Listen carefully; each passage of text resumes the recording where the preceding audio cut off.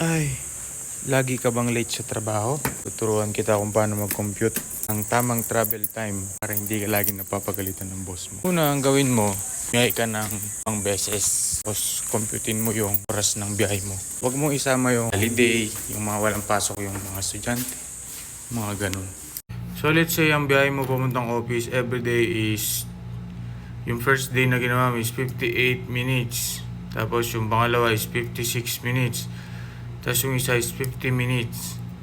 Tapos yung isa is 62 minutes. Tapos yung isa is sabihin na natin na 65 minutes. Di 5 araw na yan. So i-average natin yan. So ito total natin yan. Tapos ito i-divide natin ng divide natin ng 5. So ang average ng travel time mo is 58.2. So ang gagawin mo niyan, syempre maglalagay ka pa ng window time. Bakit? Kasi baka ma-flat ka, ganyan, o kaya may nagawang daan, magkaroon ng traffic congestion, ano pa ba? Kanina merong bagsak na pangalan nito, poste.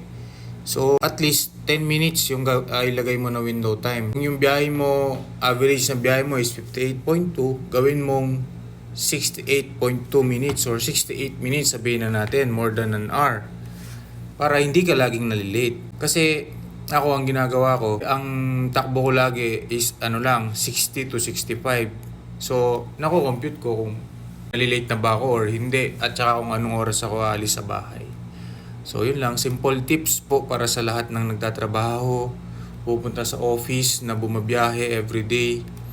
Yan po ang simple tips para hindi kayo makaltasan sa trabaho at saka hindi kayo laging napapagalitan ng boss nyo. Okay? Ingat po lagi.